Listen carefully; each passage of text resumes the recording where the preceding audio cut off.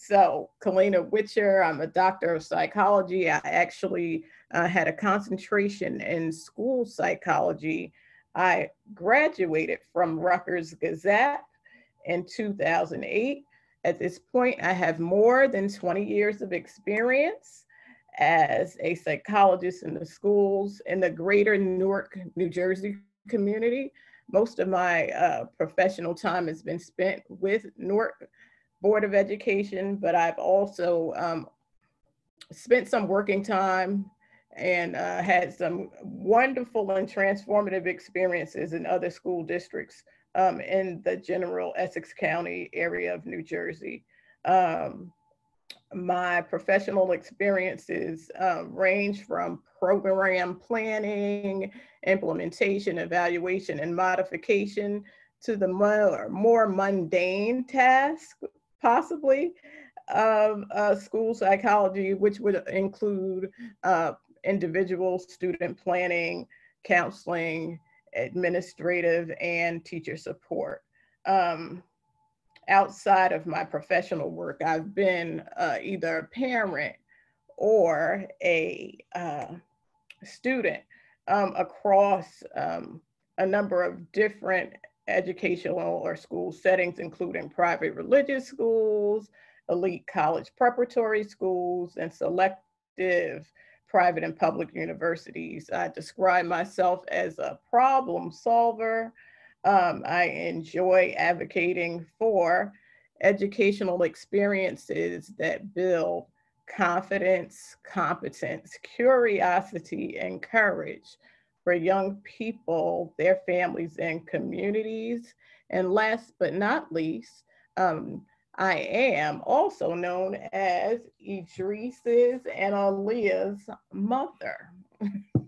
All right. So the title of the talk today is Calling Upon Resilience, Meeting the Needs of African American and Latino Hispanic students in times of crisis. Now, before we get into the work, why in times of crisis? That's because we're right now in the midst of two crises. But definitely we need to advocate for these students um, in times of lesser stress. The posit or the rationale would be that if we are able and willing to address the needs of the least, right, enfranchised student populations in our schools, if we can build schools that serve them well, then we will have built schools that are serving all children, all educators, all communities well. So the focus on African American and Latino and Hispanic students is not intended to diminish the needs of other student populations, but rather to highlight these young people because their needs are particular and may be severe at this point in time. All right, so I'll go back to my script. This talk. Would you like me to share your presentation, Dr. Witcher, while you go through it? I'm sharing it. Yeah, but it's not moving through the slides. I didn't move through the slides yet. Oh, you didn't? Oh, okay. All right. Okay. No, this is the prologue. This is the prologue. Okay. Fantastic. This is an album with a long intro. Okay. So this talk is a call for parents, guardians, and educators to teach the youth their history and culture. Dr. Nancy Boyd Franklin taught me that crises, right, provide the context during which family systems with guidance and encouragement can make tremendous changes. In that vein, I propose, right, that the dual crises of COVID-19 and racial and political unrest provide the platform whereupon we can pivot schools and communities and governments as systems. All right, so this is our agenda, or these are the points that I will try, that I hope that I intend to address in this talk. And as we proceed, please feel free to put your comments and questions in the chat box. Janaba, as the producer, is monitoring the box, and she will be able to, to ask me to pause and address your concerns or questions as we proceed. So we're going to talk about the dual catalysts, COVID-19 and prejudice, bias, systemic racism. We're going to, all from there, we'll talk about the roles of parents, guardians, and educators in the schools. I'd like to discuss schools as safe learning spaces, or are they safe learning spaces? And action steps, preparing for the upcoming school year, suggested activities to facilitate social and emotional learning and self-advocacy. There's also a bonus slide in for resources if we don't get to discuss them. And then we definitely want to stop with some time so that we can do some Q&A. All right. When America catches a cold, Black America gets pneumonia, right? So we are at the crossroads of two pandemics, COVID-19 and chronic prejudice, bias, and systemic racism. So let's take this positive. Black people have pneumonia. I would go on to say that Latino and Hispanic brothers and sisters have pneumonia. They want to go to the hospital to be treated, but their bosses want them to come into work so that they have it just as bad, if not worse, depending upon where they reside, who they work for and how they work, and also immigration status. So I think that it's important not only to speak about the needs and concerns of Black students and Latinos separately, but to speak about those needs in their duality so that we might be able to model for those students and their parents and communities how to effectively advocate for themselves as individuals and as a whole. All right.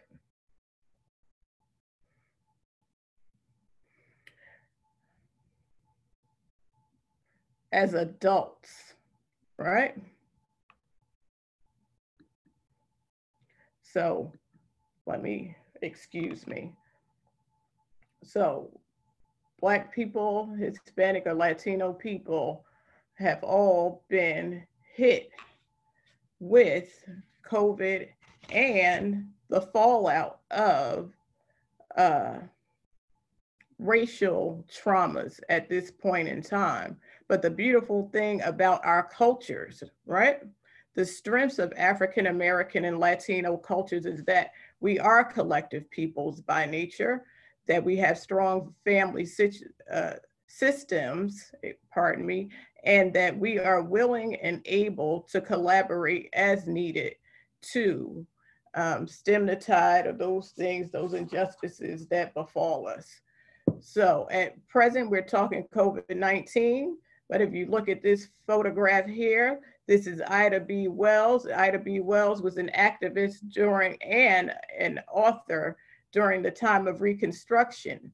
She and her organization, her colleagues and her sorority and other Negro or colored organizations at the time of Reconstruction garnered their power and their skills and their relationships and allies in and outside of the communities to fight back against lynching in the South after Reconstruction.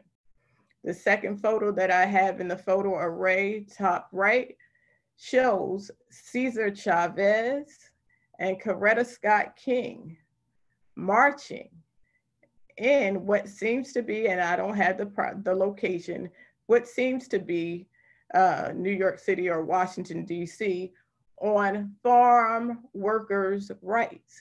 King and Chavez on labor unions, laborers' rights.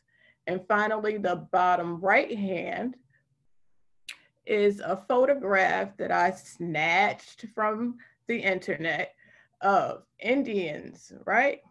Asian Indians and Africans in Trinidad and Tobago in the 1970s and Black Power protest movements. So although, there's a lot of conversation about the struggles, uh, the victimization of African American and Latino peoples, right? There's also a long and storied history of our persistence, our organization, and of our using skills and relationships to move the whole country forward. And it doesn't start with us, right? Our history does not start at slavery. Our history does not start with the colonization of Asia or Africa or South America or Central America. Look at this graphic here. We stand on the shoulders of giants. So in this moment, we may feel small, we may feel powerless, but we are born of greatness. Last evening, some of the Gazette folks were treated to a talk with Dr. Deepak Chopra. And what Dr. Deepak Chopra spoke about, which was so deep, was that we all come from one collective creation. We all stem from one, whether we are white, brown, beige, yellow, across the generations, we come from one source. And if you are to do the DNA work, if we were to do the DNA work and to discuss the results of the DNA work, we would find that we all have more in common than we have that separates us. So if you look at this graphic at the top, it shows pyramids. Pyramids in Indonesia, in Mexico, and in Egypt. There are also pyramids in the Sudan and other places in the world. But we wouldn't know that, right? That's not something that is popularly told to young people or told to adults. Let's look at this architecture here, right? The lion type figure, Bali, and the Mayan culture, and the pyramids again. So again, we have more in common. We have rich histories that go back centuries and centuries and centuries. And that is the lens that I would prefer to give young people when we go back to school to even speak about COVID-19. Yes, we will have to mourn. We will have to mourn the losses of many of our beloveds who transitioned during this time, but we also have to celebrate their accomplishments before they were fallen, right? To be energized by understanding and acknowledging that plagues have come and plagues will come if we don't correct the way that we are interacting with nature, if we don't change the way that we're interacting with each other, if we don't change the way that we're interacting with ourselves. And a lot of that work, not only is it educational, but it's mental, it's mind shifting work. So, and I'm all away from my notes, but I'm thankful for the slides to guide me. No, that was a great point, Dr. With your mind shifting. That's really great. It has to be a mental shift. So let's talk about the roles of parents and guardians in this work.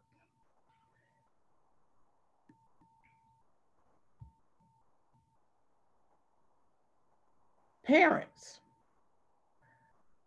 who are on this call, parents who are not on this call, parents who are our neighbors, our friends, our colleagues, we know how much concern, trepidation, sacrifice, energy, right, is put into guiding, protecting, preparing our young for this world that we live in.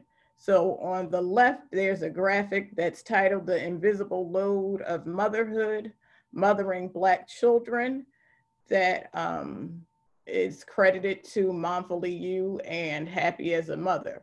So a Black mom, and by extension a Latino mom, has the role of protecting her child's innocence, convincing the world of their worth, teaching them to how to respond to racism, right? So that whole montage that Dr. Nancy Boyd Franklin talked about, giving the talk, that's part of the work. Choosing daycares and schools that have representation, being fearful for their safety because of their skin color, educating them on their history, worrying about unequal opportunities in education, in employment, in policing, worrying about your child, especially the boys, being perceived as a threat, making sure that your child has Black and brown friends, teaching your child to love their skin and their hair, and inspiring them to break stereotypes. All of those things. And on top of that, you have that pressure, right? To make sure that you're raising well-behaved children, right? So there's the whole debate in the Black culture about spankings and whippings, and in the Hispanic cultures, some of the Hispanic cultures, because neither cultures are monolithic. None of us are all the same, but the chancla culture, chancleta, right? So that we'll give a kids a pop to keep them in line. But in this generation, we have to consider, what are we teaching our children when we use our physical strength, our physical abilities to try to rein them in? Because as we know, there's some students, some young people who don't respond to a chancla, a belt, a switch, or anything else. They're just free spirits. They're going to do what they want to do. And how does their interaction with us prepare us for future interactions with the police, right? Police in schools, police on the street while they're driving, police in airports, so on and so forth. At the right of this slide is a graphic, a picture that I actually took. And then on June 13th, this was one of many, many protests in the city of Newark in response to the murder of our brother George Floyd. And this is a young mother. Leave our Black sons alone. Leave our sons alone. All right.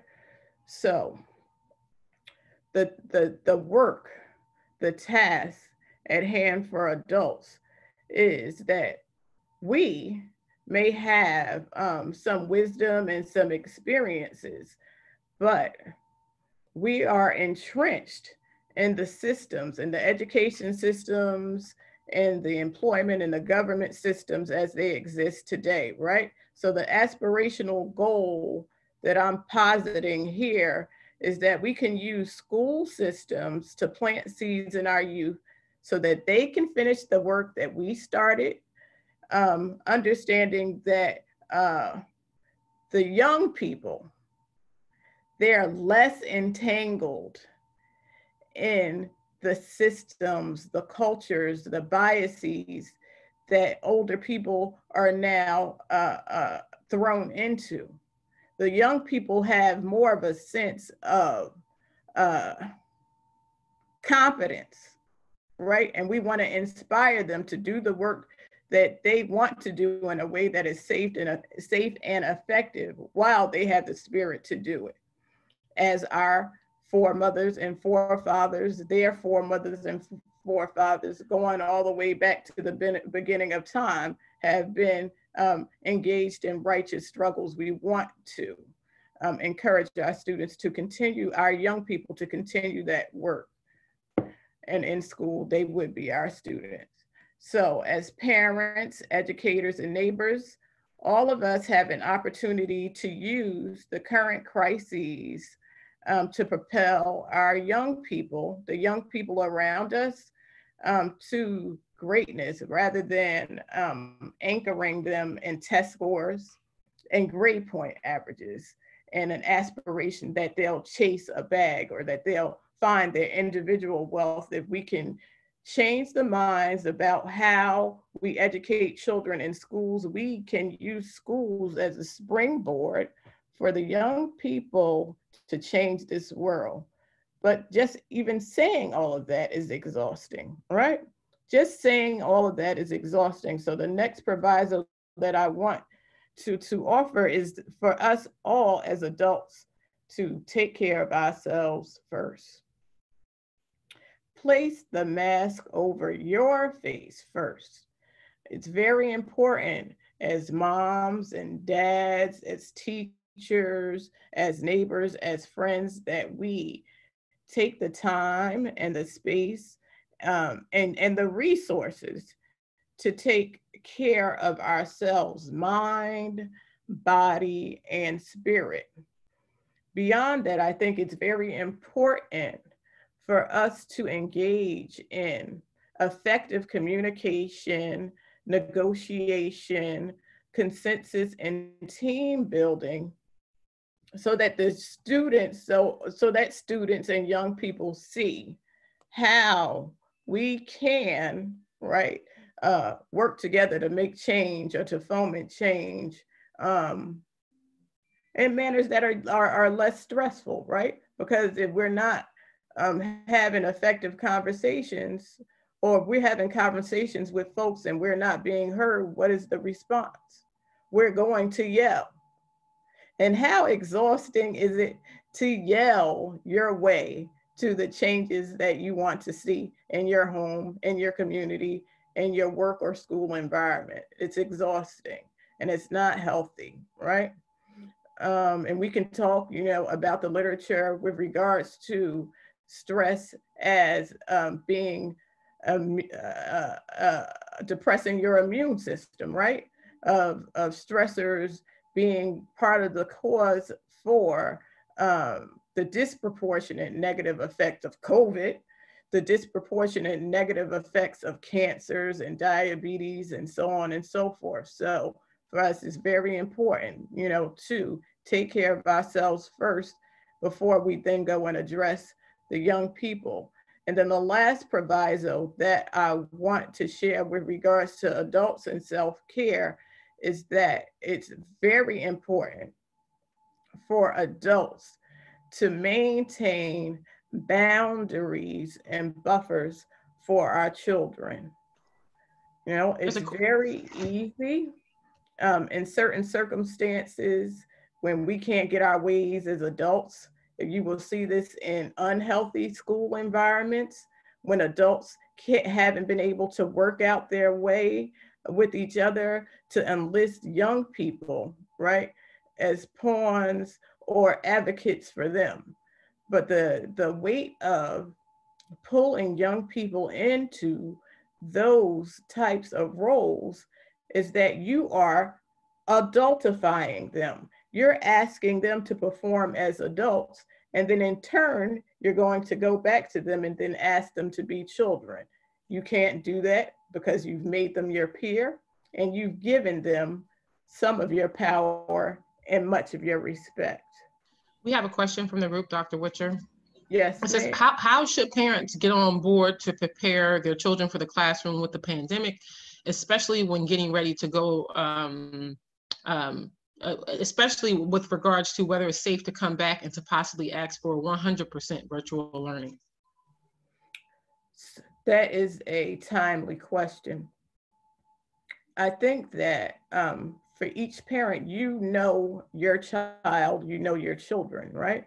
So you want to ease into the conversation with them to hear from them. What is it that they would like to do?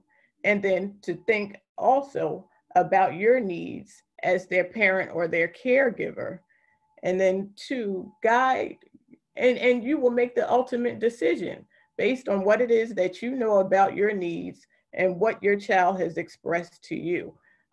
Thankfully, at this point, it seems that most districts are offering the opportunity to stay home 100% of the time, or to do a hybrid week, or to go into school full time, so that parents will have the discretion, especially if you're in the state of New Jersey.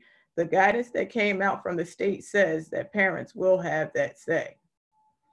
In fact, in the district where I work, the expectation is that only 1/3 of the young people will come back into the building. But whether they go back into the building or not, we're still going to have to do this work. We're going to have to talk to them about the virus. We're going to have to talk to them about racial justice, because some of these students, they're going to, some of their peers, and I don't know your child's age, but for the older students, some of those students are returning to school. Some of those students are returning to college campuses, and they are red hot. So we have to have the conversations, and your child. So you know what he or she or they can comprehend. And you also are able to watch them and monitor for their nonverbal communication of really what it is that they need and want. I hope that answers your question. All right, so on this slide, this is also for parents and guardians, right? So we are the first teachers. And these are some of the questions that we have to ask ourselves, right? How do we manage difficult situations? Are we maintaining any faith or spiritual practices? How do you nurture connections to friends, relatives, neighbors, and social organizations? What are you consuming? What food are you eating? What music are you listening to? What media are you spending time with? Are you doing natural healing, or are you using medications? Have you modeled self-care? Have you demonstrated and or responded to prejudice, bias, and racial pressures in situations that your children have been able to observe? Because remember, they're watching us, and they're going to take their cues and even sometimes the language from us when they are in similar situations. Are we acting as buffers? Are we having conversations? What have you noticed, right, about how your child is doing socially and emotionally? What changes have you seen in your child since from March to now, right? When you suspect that something is wrong, related to school or otherwise, how do you respond? And for those of us who haven't been able to concentrate on our child's school matters, who assists you with your child in their school matters, right? And that would be a question also for your parents and families of color, because as Professor Nancy Boyd Franklin spoke about in her talk, family is not always biology. So there may be a neighbor that goes into school. There may be a cousin, there may be an older sister that goes into school. Those are all things that we have to assess at this point in time, because we need to know who and what we have to depend on as, right, we consider going back to school. For my educators, I want to prompt us all to understand that we have August. We have a couple weeks to negotiate what it is that we need and want to do for ourselves to prepare for the young people. But once we get into the schools, kids first, right? Kids first. We have to provide safe spaces where the children are allowed to just advocate, create, learn, express their joy, their hopes, their griefs, their fears, and their worries. Districts may be offering staff development, which begins a couple days before school. But we're sitting here weeks before school comes back in. So please don't be afraid to read more, to watch more videos, to reach out to your friends, neighbors, colleagues, to join social media groups so that you have all your lessons that you think you might want to use on social and emotional learning or responses to trauma and stress or anxiety. You can do that work in advance of your district and just have your binder or your folder on your computer ready and raring to go, because we know that if we wait until the very last minute, it's going to be kind of difficult, because at that point we're really more concerned, I think, with the physical safety. At that, if we get to the end of August and the beginning of September, we'll be more concerned about uh, test results and plexiglass screens and distancing desk and so on. So this other work, the deeper work, I would suggest that we do it now, while we have some space and some time to just do it in a relaxed kind of way and not in a hurried fashion. Now, the next set of slides um, are from the mouths of young people with regards to some experiences that they've had at school. And this is the part of the talk that talks about schools as safe spaces. Okay, so for those of you who monitor social media, Twitter and Instagram and such, there was a campaign this summer, Black at. So kids from young people from all kinds of colleges and high schools and even elementary schools shared experiences, not only around COVID, but around racial and social injustices in their schools. And I pulled a couple of them for discussion points. And then the last slide that's on the next screen, I want to do that one as well, and then we can have stop and pause and have some conversation. So the first one in red says, while discussing DACA, right? In history class, I tried to emphasize that many undocumented kids brought here often have no knowledge and control over their status, by providing the hypothetical of what would you say, do feel if I went home today and discovered I was undocumented and told you about it.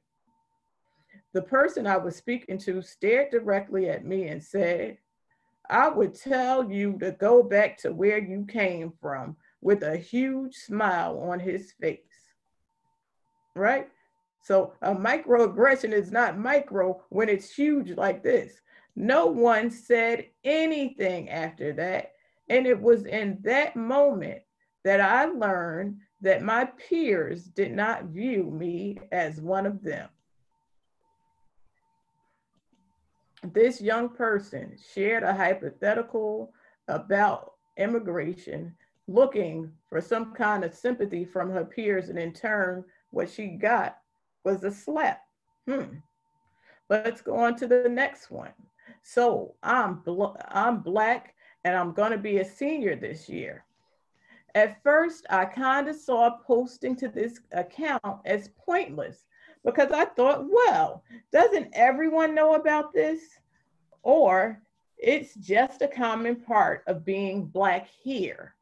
It's kind of shocked me to realize that for whatever reasons, ignorance, unconscious bias, friend groups, lack of conversation, that so many students, especially white students, don't know that a lot of these things are a normal part of the Black student experience at that school. I feel like there is true power in this account in sharing Black voices. I hope that everyone will return to school committed to learning from, making amends to, healing with, and uplifting their Black, Indigenous, people of color peers. All right. So both of those are from young people in elite private schools. But this one I pulled from a newsletter. And I pulled from a newsletter, and I won't tell you the date now. So the children are watching and they're modeling us, right? So they're listening to how their parents talk about people. They're listening to how their teachers speak about people. They're listening to how relatives speak about people. And this is what this young person says. My time at my high school was one that had many ups and downs. There were changes in administration, code of conduct, and even our rankings. I remember being here in 7th grade, which I would say was the year that caused a huge shift in our principles and values. We were usually on the move to greatness, but this year was the marking of great stagnancy. This was the year that classes were integrated. So I'm going to welcome some of you to unmute or raise your hand, and Janaba can unmute you. What year do you think that this was written?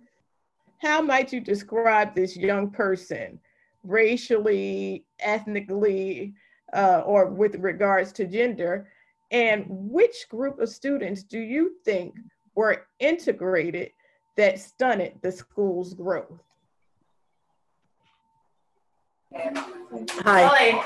Hello, Kalena? Yes, Shahida. Yes, hi. I'm looking at and I'm thinking it's a young white male, and he's probably talking about people of color, like most likely either African American or a brown kid. Yes. And this is, I'm speaking as a mother of brown kids. Yes. So Shahida, you would say that this was in the past and this was a white person? No, I think it's current, actually, the way things have been going. Okay. Yeah. All right. Thank you, Shahida. Can we have another person to give us an idea of who do you think did this? Who has been taught this? And when was this statement made? See, Patricia Jones is, are you there, Patricia? Yes, it seems to me that this is a racial comment towards African Americans. And like the first speaker just said, it seemed to be probably a white male. I am going to say it could have been back in the 60s, but then again, like she said, it could be even earlier, like now, closer to this time, what we're facing now. Yes, yes, ma'am. Well, what I'll say is, Patricia, Miss Patricia and Miss Shahida, we got one more hand raised. We got one more hand raised. The third one. Come on, Frank. hand. Yeah. Where's Frank? Frank, where are you? I'm right here. Okay. I think this was in the 70s, and it was when the Vietnamese children, it was the Vietnamese airlift for some reason. That's what I think this time was. All right. So thank you, Frank, Miss Shahida, and Mr. Frank, Shahida, and Miss Patricia. You are all wrong.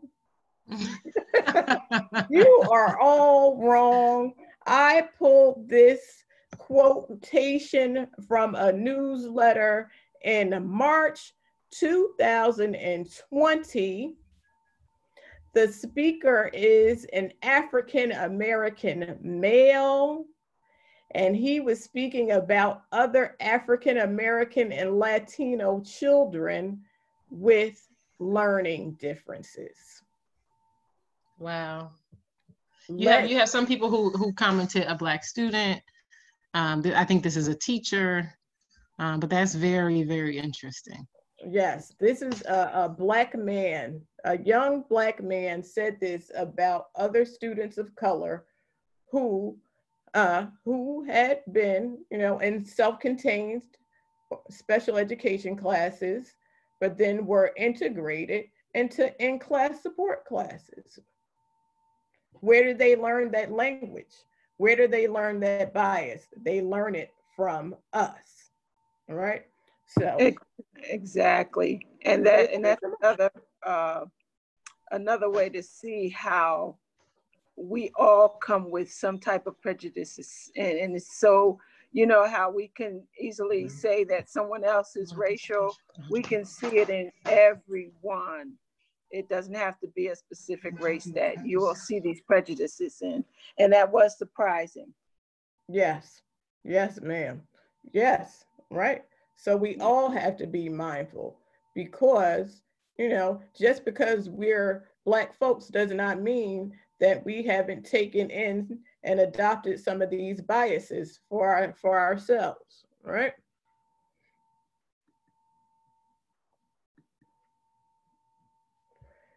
This slide, right, talks about collaboration. So the end goal for me, and I'm wondering if this is it may be out of order, but this slide's here, the top left, that's April 2015. The students in Newark, Chicago, New York, and other districts, and on college campuses at that point, had galvanized, right, to protest possible funding cuts to public education. So the top left, that's actually my child leading some students and actually speaking to a gentleman who was, questioning, well, why did you guys walk out of school? What is it that you want? That's what we want the children to be able to do, to say, we're going to organize around these issues. These are our requests, and to persist until they get an answer, just as we talked about the legacy of John Lewis and Mr. Vivian, right? And Dr. King and others, Cesar Chavez. All of that is in our DNA, and it's the responsibility of us as folks in schools and in community to bring that kind of righteous thunder about it to children, and not to squash it by materialism and division and hatred. So that's Newark. The bottom right is, I want to say that was Minnesota. This is probably suburban kids playing soccer, and these are all hands on deck. I'm your infamous timekeeper. We have about 15 minutes left, and so keep that in mind. So about 10 minutes for the presentation and maybe 5 more minutes, Dr. Witcher, for questions. Yep. Okay. We'll get into it. All right. So action steps. And Mr. Frank, who works in Jewish Renaissance Services in Perth Amboy, he talked about what are some things that we can do for our clients. I think that would be a benefit, again, would be to change the lens, right? So that we're speaking to young people, to families and communities, not in terms of weaknesses or victimization or negative experiences alone, but to speak to them about those matters in the context of resilience. This is something that has happened to you, that is happening to us, but our people before us persisted, and this is how we're going to move forward. Some of the formats that are out now that are popular, or the nomenclature is more common in the literature and studies, in education studies and school psych studies and psychology and others, social studies. You talk about culturally responsive schools, trauma-informed education, strength-based instruction and supports, restorative discipline, as opposed to sending children out of school. Maybe let's remove some of the police officers from inside the schools where those things exist.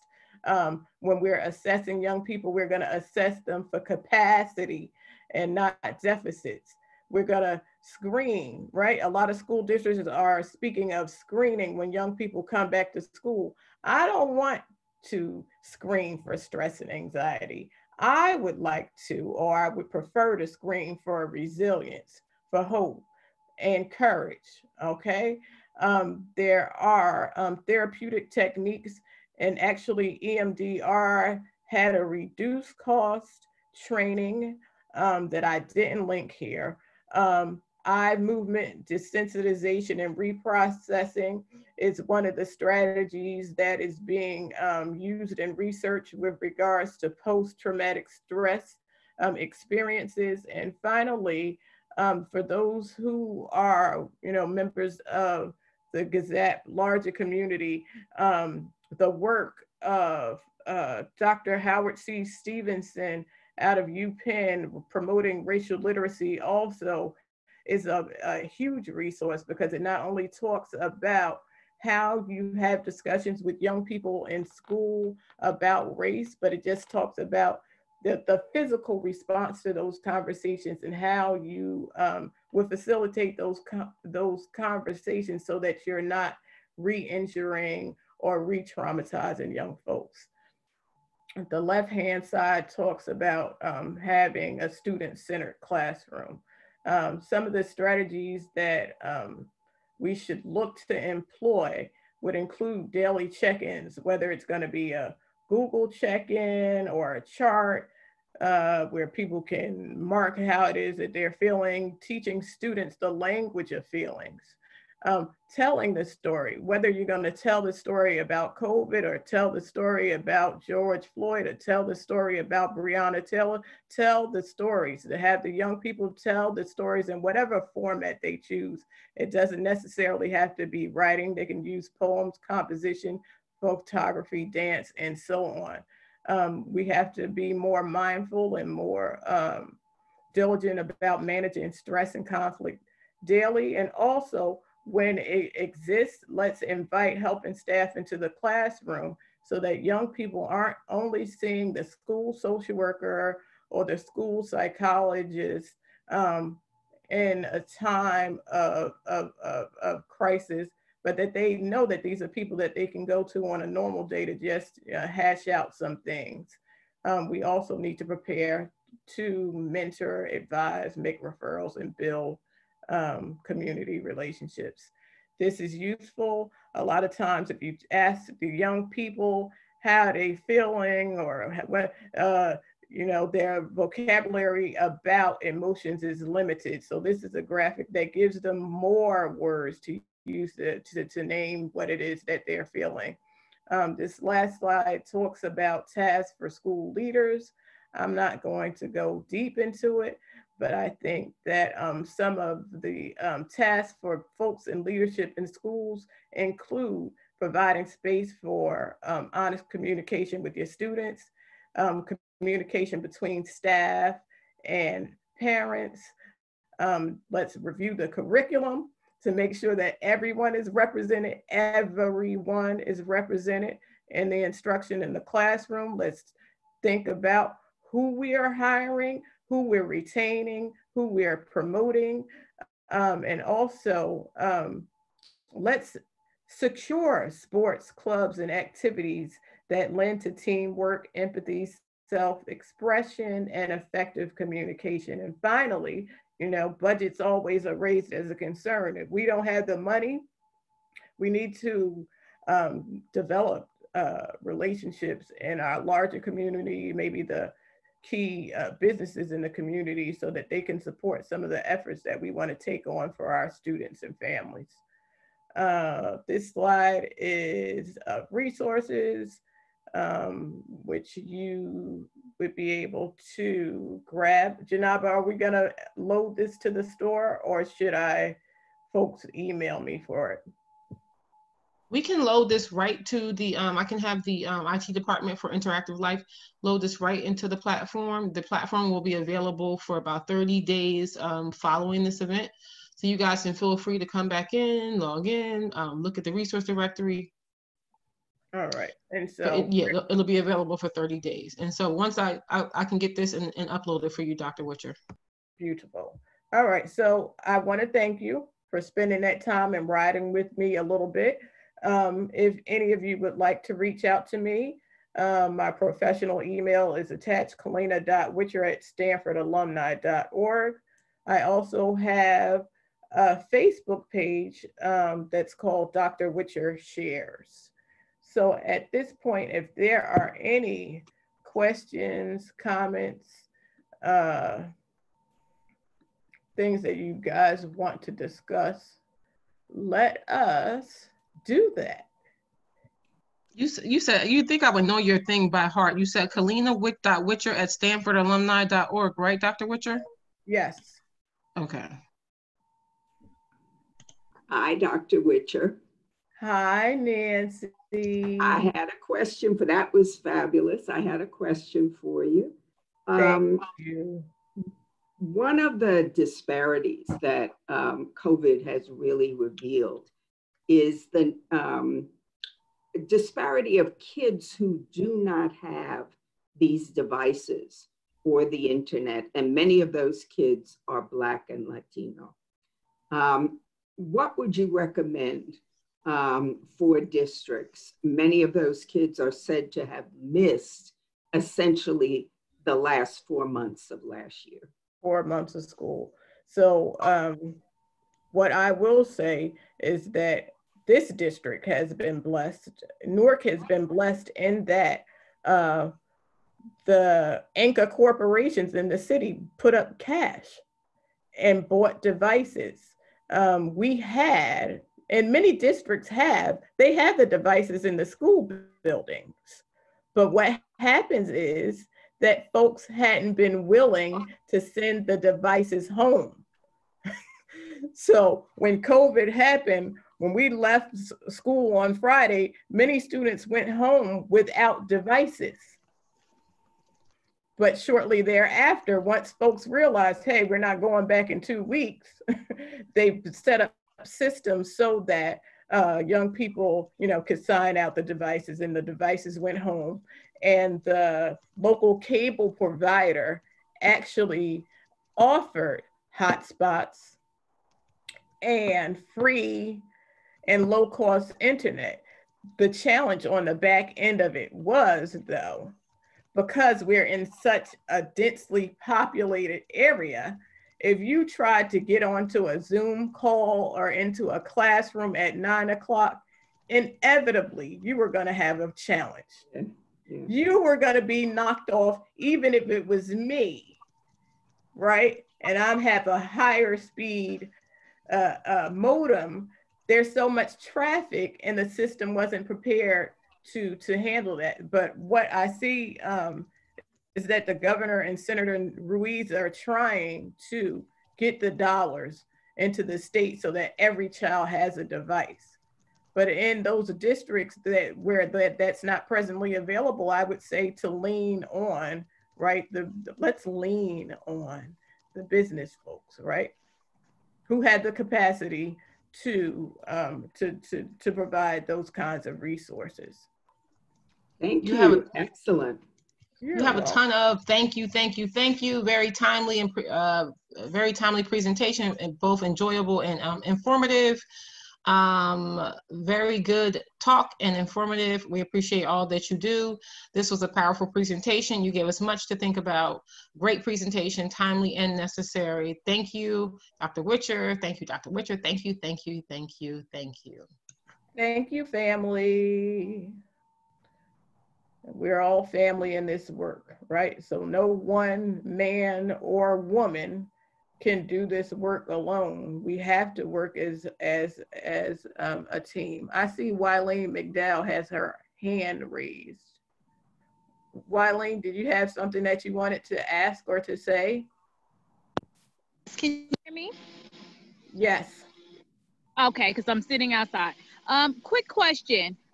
Thank you very much for, it's informative. It was motivating for me, you know, as a support person in the school system myself.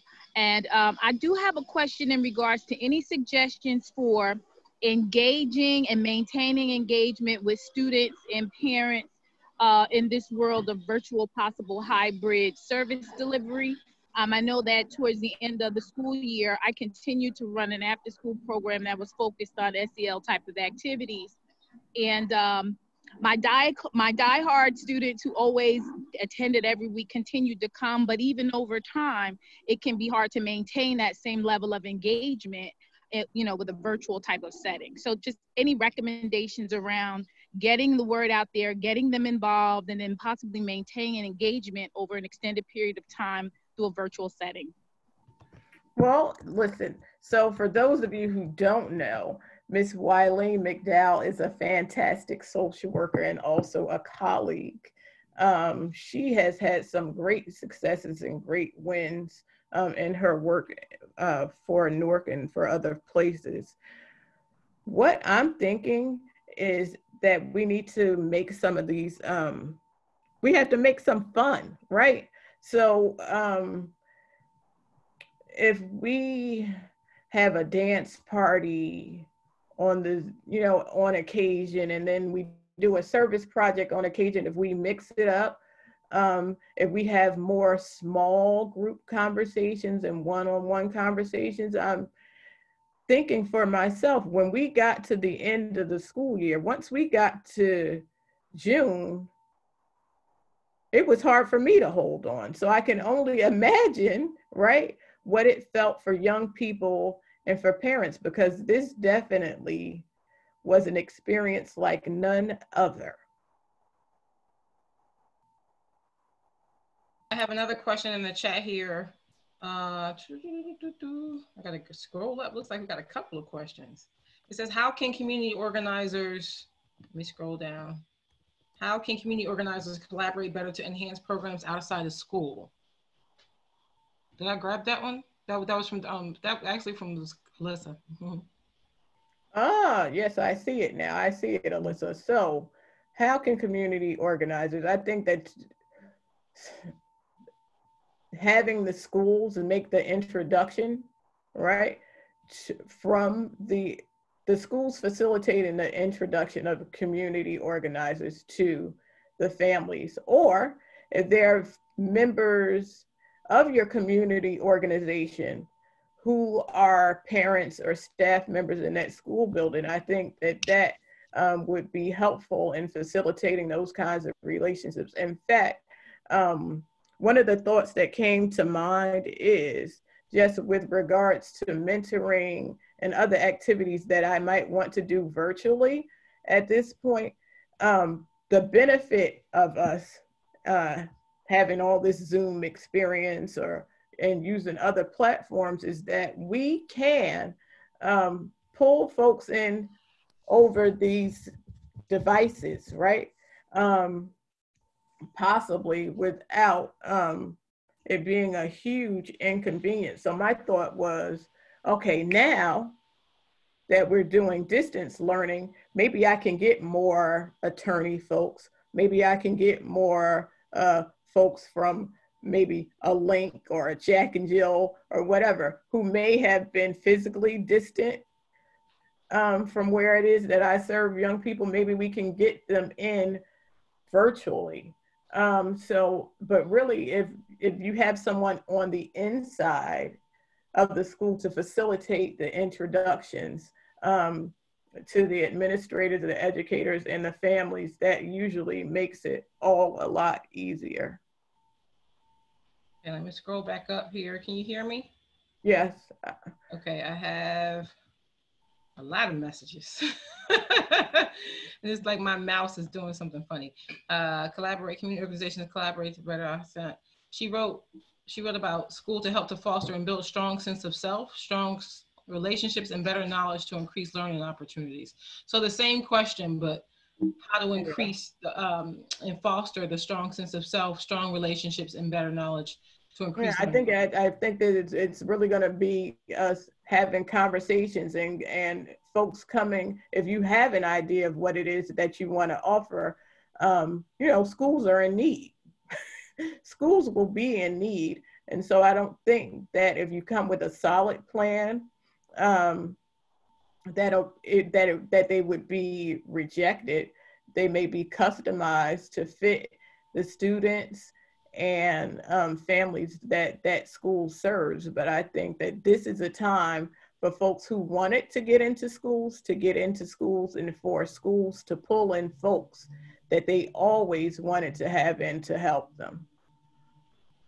You know, so, you know, folks were looking for math tutoring and English tutoring.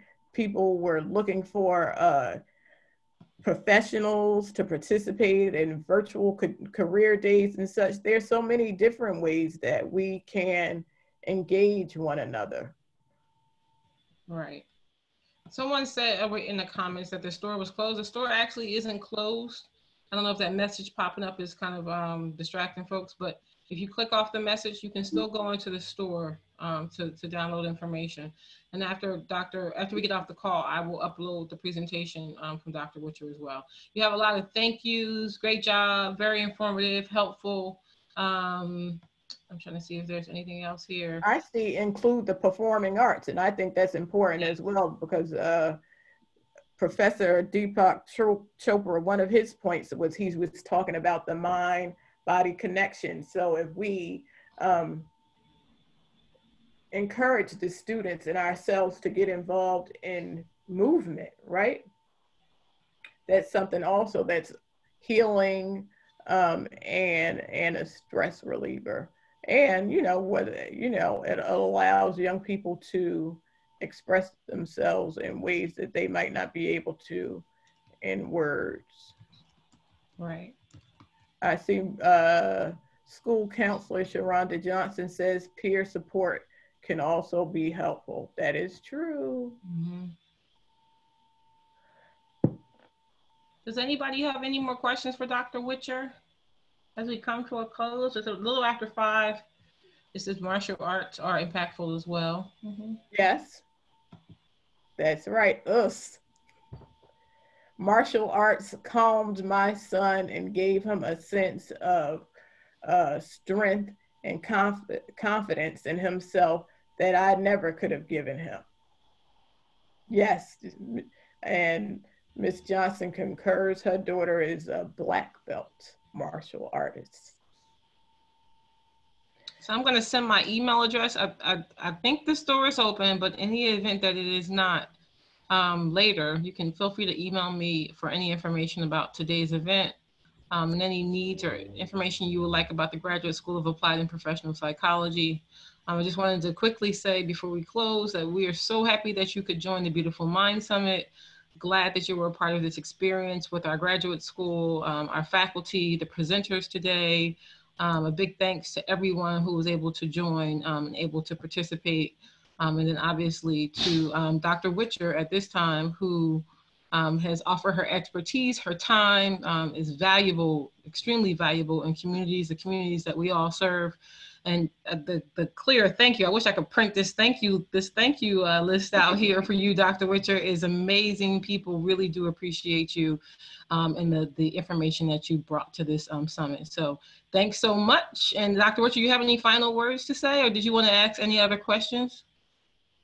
I do not. I just want to thank everyone for their time and their efforts, past, present, and future, right, on the behalf of ourselves and our communities. I think if we do this work with love and sincerity, we really can. We can change hearts, and we can change this world.